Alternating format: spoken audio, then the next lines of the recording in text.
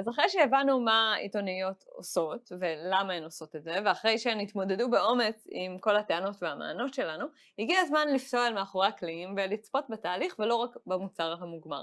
רנה נצר ומיטל יסור בית אור הסכימו להציג עבורנו את גלגוליה של כתבה לדוגמה. תודה לכם. מיטל, קחי אותנו אל מאחורי הקלעים. איך כתבה מתחילה? אז כבר דיברנו על הזירה העמוסה שאנחנו פועלים בה. אני ככתבת בריאות, שאני יכולה לקבל הצעה למחקר גם מבית חולים כלשהו שעשה, אוניברסיטה, חברת תרופות, רואה בעצמי כל מיני דברים, וזה יכול להיות באמת כמה לידים כאלה ביום, פלוס עבודה שוטפת של הודעות משרד הבריאות, קופות חולים, בתי חולים, בקיצור הרבה רעש מסביב, ובאמת צריך לדעת לברור משהו ולאמר על המחקר הנכון שיביא כותרת, שהאורחים שלי יתעניינו בו, שהקוראים שלי יתעניינו בו. אז ואני מקבלת את המידע באמת מכל מיני מקומות. ערב שישי, אני חושפת פה את הרגלי הבילוי שלי, מגיעות התראות של FDA, מאיזושהי סיבה בדרך כלל FDA מאשרים, אני מניחה שזה סוף השבוע אצלם, וזה תמיד קורה בשישי בערב, מאשרים תרופות חדשות. אוקיי. אז את יודעת, אני קוראת ומרפרפת ככה בזריזות, וצד העיני איזושהי תרופה לסרטן קיבה, ומתוך באמת הכמה שניות שקראתי בהודעה הטיפה יותר נרחבת מהציוץ, ראיתי שזה לראשונה מזה 10 שנים. איכשהו תייקתי את המידע החשוב הזה בראש, ובתחילת השבוע פנה אליי מישהו מחברת תרופות והציע לי הצעה שלא נראתה לי כל כך אטרקטיבית, לכתוב על איזה משהו בסרטן ריאות, NSCLC, תאים קטנים, כן כימו, לא כימו. אמרתי, מעייף, לא נראה לי, אבל אולי אתה יכול לתת לי קצת פרטים על הטיפול הזה, שראיתי ש-FDA רק אישר אותו לאחרונה. הוא לא ידע במה מדובר, אבל חזר אליי אחר כך עם האשת מקצוע מהחברה, שהתחילה ככה לספר לי באמת לראשונה מזה 10 שנים, ואז היא אמרה לי איזשהו פרט שמאוד הלהיב אותי, שמתוך 20 וכמה בתי חולים שהיו במחקר הזה, היו כמה בתי חולים בישראל, ואז זה נותן לי גם את הנקודה הישראלית שתמיד יכולה לעזור באמת למכור סיפורים כאלה, וכבר... למה זה חשוב? למה חשוב שתהיה נקודה ישראלית? זה תמיד יותר נחמד, זה נכון שעל כל נושא שלא יהיה אני אוכל למצוא, כל תרופה שלא יאשרו בעולם תמיד יהיה איזשהו רופא שהוא גם מומחה לא יודעת מה, לאותו סוג סרטן שיכול לדבר איתי, אבל יש משהו מאוד מרגש ומלהיב בלדבר עם מישהו שהיה חלק מהדבר עצמו, וכמובן וגם ביקשתי ממנה קצת להרחיב ולספר על החולים שלה ומה שהיא ראתה אצלם, וככה היא חשפה שאומנם במחקר עצמו נמצאה הארכת חיים די מוגבלת של כמה חודשים, אבל שיש לה מטופלים שחיים על זה כבר כמה שנים בעצם, וזה היה משהו בעיניי ככה גם מרגש וגם הוסיף לי עוד נדבך לכתבה. וגם מאוד עזר לי למסגר את זה, כי באמת הייתה לי כותרת יפה של טיפול ראשון למשהו שלא היה לו טיפול כבר ב10 שנים האחרונות, חולים עם תוחלת חיים מאוד ירודה ונמוכה, יש להם איזושהי תקווה, התקווה הזאת גם קורית פה בישראל, וגם יש חולים ישראלים שקיבלו, ורופאה ישראלית שהתראיינה, אז מבחינתי זה איזשהו מיקס של דברים שנותן לי ידיעה שהיא בעלת ערך לקוראים, יכולה למכור ככה מול האורחים שלי, היה לי מאוד קל להכניס את הסיפור הזה. באמת רציתי לשאול, עכשיו אוקיי, נגיד יש לך את החבילה הזו שכרגע תיארת, איתה את הולכת לעורך ואומרת, תשמע, יש לי סיפור מאוד מוצלח? כן, אני באמת מציגה את זה פחות או יותר כמו שזה, שוב, הנקודה הישראלית מאוד תורמת פה, וכן, זה הופך את זה למשהו אטרקטיבי, דיברנו בפרקים הקודמים על מה הופך ידיעה, או למה אנחנו חייבים לכתוב על הטיפול דווקא לא כשהוא בעכברי מעבדה, אז כן, יש פה את המרכיב הזה של משהו שפותח ובאמת מגיע עכשיו לנקודה שבה הוא עוזר לבני אדם וגם אושר לשימוש. אז בעצם את נותנת גם את הכותרת או שהעורך נותן את הכותרת? העורך, זה המנדט של העורך לתת את הכותרת, אבל הרבה פעמים זה באיזשהו דיאלוג, ואני הרבה פעמים משתדלת באמת להימנע מכותרות שהן יותר מדי מוגזמות ובסוף גורמות נזק בעיניי לדבר עצמו, אז אני כן אשתדל להישאר במינוחים האלה של תקווה או של טיפול חדש או של לא יודעת מה, בשורה לחולי סרטן הקיבה, ולא להגיד בואו תזרקו עכשיו את כל הטיפולים הקודמים, נמצא המרפא. מה התגובות שקיבלת לפרסום? יש כזה שיח קולגות כזה, וראיתי שאנשים ככה שמו לב לדבר הזה, וככה היו פידבקים טובים. אפילו הדובר שלנו הוציא על זה הודעה, כאילו, שמסבה את תשומת לב כלי התקשורת האחרים לפרסום שלנו. אני לא תמיד יודעת מהשטח מה קורה, אבל כבר שמעתי לא פעם ולא פעמיים שאנשים ניגשים עם מגזיר עיתון לרופא, הרבה פעמים עם תרופות של סוכרת או של קרדיולוגיה, ובאמת אומרים, קראתי בעיתון וככה יש איזה פידבק שזה עוזר להגדיל מודעות. מעניין מאוד. מה אני כמדענית צריכה ללמוד מהסיפור הזה לגבי איך להביא את המדע שלי לתקשורת? אני חושבת שבאמת אותו ערך מוסף של טיפול שהוא לחשוף אותי קצת למה שקורה בתחום שלך, שבאמת הרבה שנים ניסו ולא הצליחו, ויש פה את הדבר הזה שהוא הצליח אחרי כמה שנים, וגם אני באמת מאוד התחברתי לסיפור האישי של חולה שהחזיק מעמד עם הטיפול הזה, שאולי בעתיד ידעו למה דווקא החולה הזה הגיב ואחרים לא, אבל יש פה מישהו שכנגד כל הסיכויים שרד על הטיפול עוד יותר ממה שחשבו. מיטל, תודה רבה. רנן, את שמעת את מה שמיטל סיפרה לנו. גם הסיפור שלך, גם הדוגמה שלך, יש בה סיפור אישי ונקודה ישראלית? כן, אני בעצם רוצה לספר על כתבה שעשיתי במסגרת סדרת כתבות שעוסקת בפוסט-טראומה. זה דבר מאוד ישראלי ומאוד בכותרות בחודשים האחרונים. פוסט-טראומה על רקע צבאי וביטחוני, ובעצם אחת הכתבות עסקה בפדויי שבי. יש בינינו 750 שבויים לשעבר שחיים בארץ, בעיקר רובם ממלחמת יום הכיפורים. ובעצם מה שנעשה כמה שנים אחרי שהם חזרו מן השבי, מדינת ישראל הכירה די מיד בקשר בין השהות בשבי לבין התפרצות של פוסט-טראומה, ורובם מוכרים עם נכות נפשית.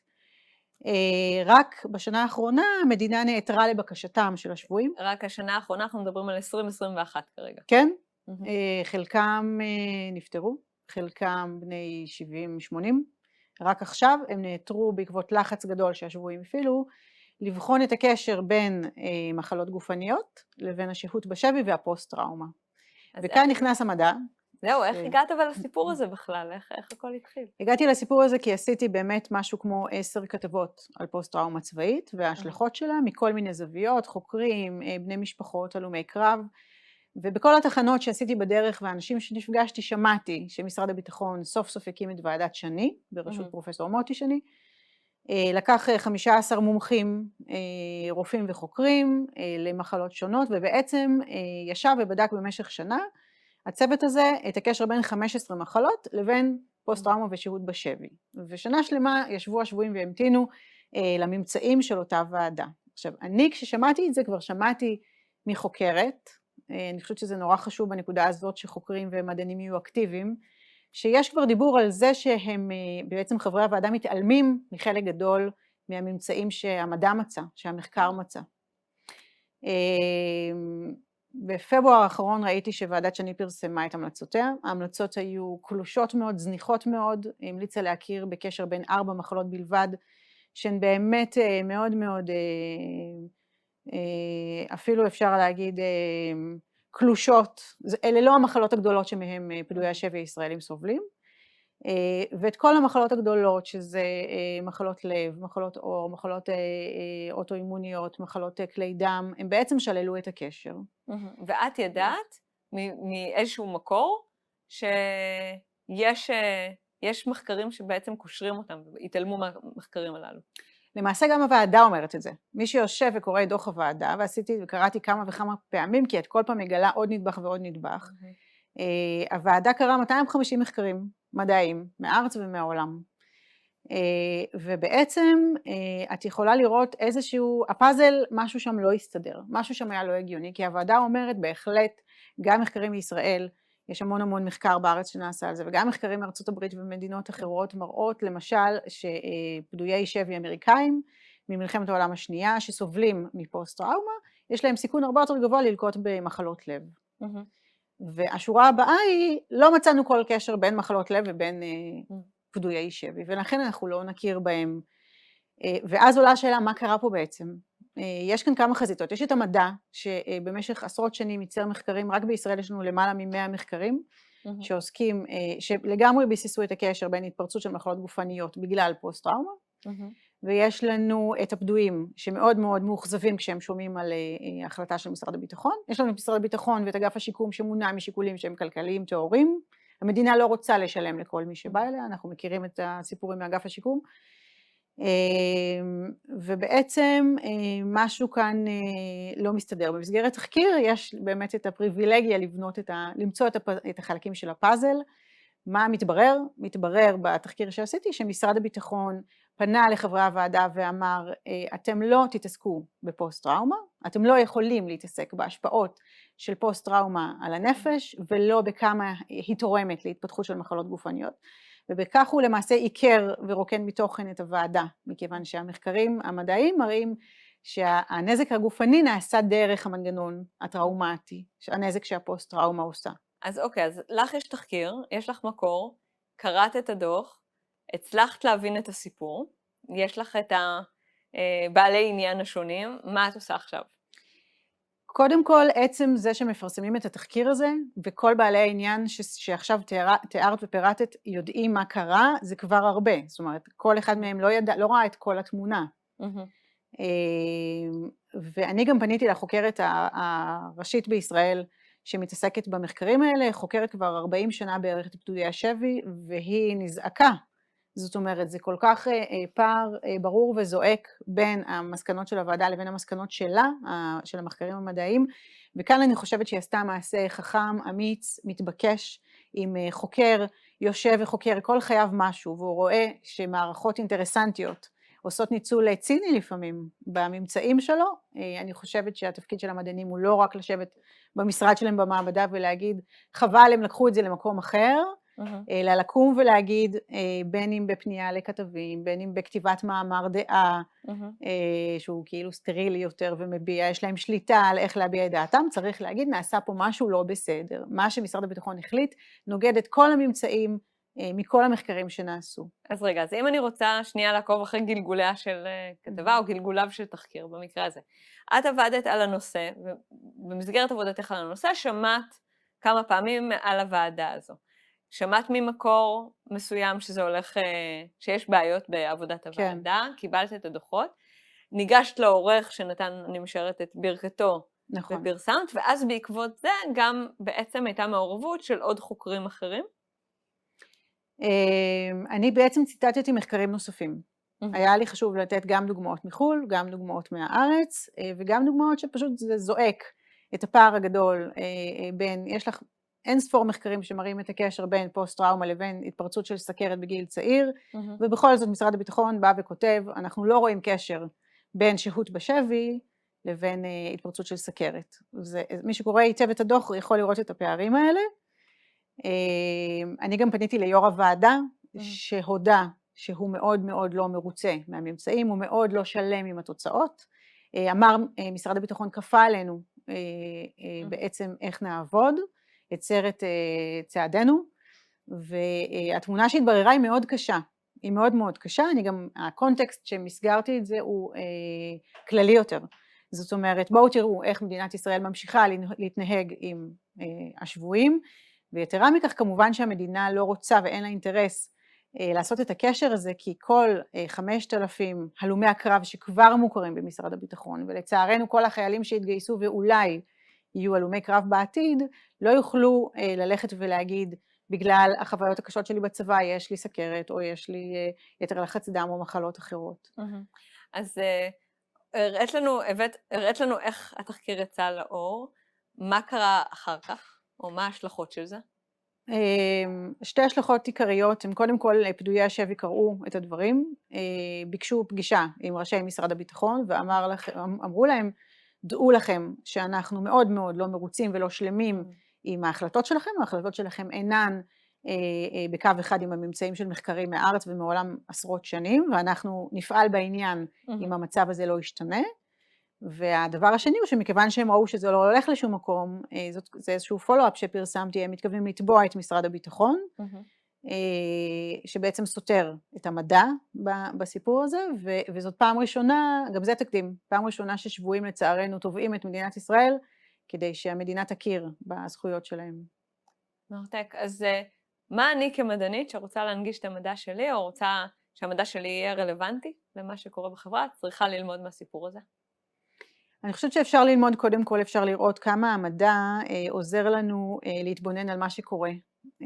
גם אם אותה מדענית עובדת על נושא מאוד מאוד מסוים, כמו הקשר בין טראומה ליתר לחץ דם, כשאנחנו עושים איזושהי עבודה כוללת ורוצים לראות תמונת על של מה קורה לאנשים שהם אחרי פוסט-טראומה, אנחנו בעצם נעזרים באותו מחקר לקבל מידע על כל המחלות. זאת אומרת, בהחלט מחקרים יכולים להשפיע על המציאות, להסביר לנו את המציאות, ללמד אותנו איך הדברים האלה קורים, מה המנגנונים שעומדים מאחורי הדברים.